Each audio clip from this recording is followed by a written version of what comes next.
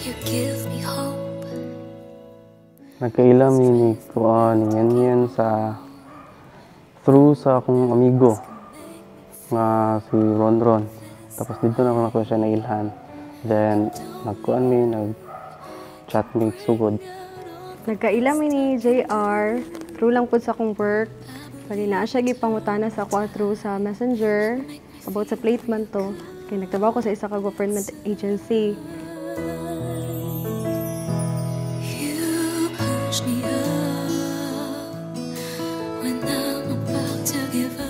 Nagustuhan ako sa iya.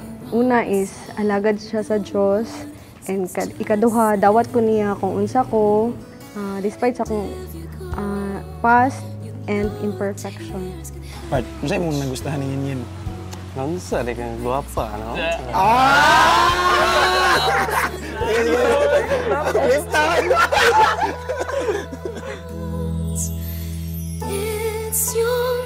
Nganong may desisyon gini si GRC Union nga magpakasal. Tungod kay kini manggong kami nyoon, tagana ni Jehova.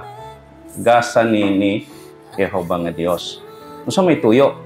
Nganong gitagana niya kining kami nyoon? Alang sa malungtarong kayuhan ug kalipay sa iyang yutan-ong mga anak.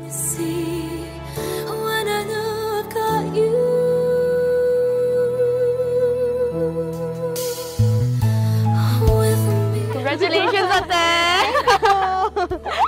Ang gibatin ako karon is mixed emotions. Una, kulba, and then happy. Happy jud kay finally na kasno na gyud mi. Pati karon kuan nakulbaan gamay. Pero excited ko nga nagtuman ani kuan na gyud mi nagasawag bana.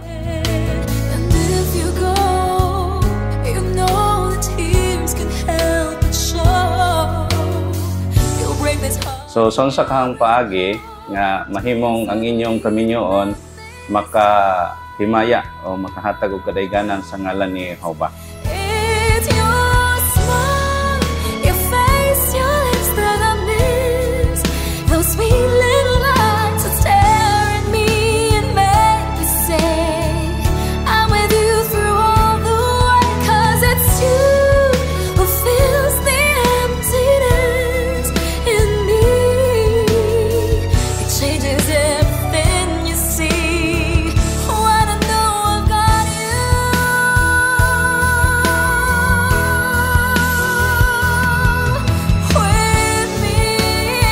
So gitugot ni Jehova nga kamo ang magkadayon tungod kay nakita daan ni Jehova nga mo resulta gina sa ingon anak nga kahimtang.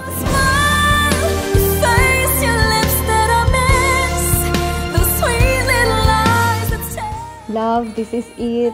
The long wait is over. Thankful ako sa imuha nga wala ko nimo biyahe through happiness and sadness and Love, thank you sa pagsabot sa kuha. Night times na lisod ko sabton, kulo ka na. But wala ka ni give up sa kuha.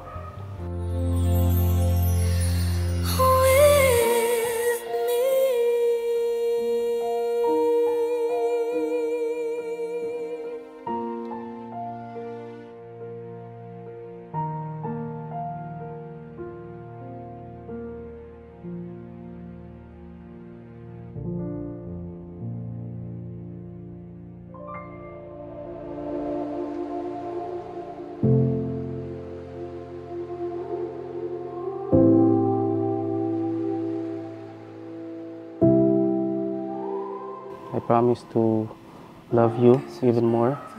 Love Tika as a boyfriend, but I will love you even more as a husband. I promise na ko sa imuha na sabton pa jud ka kay I know ang married life is dili lang siya puro happiness, kundi na po mga problems. So magtinabangay lang jud tang duha. Sabton tika sabtapog ko and I will love and cherish you. I love you, love. This could happen. Oh, the grace would be enough.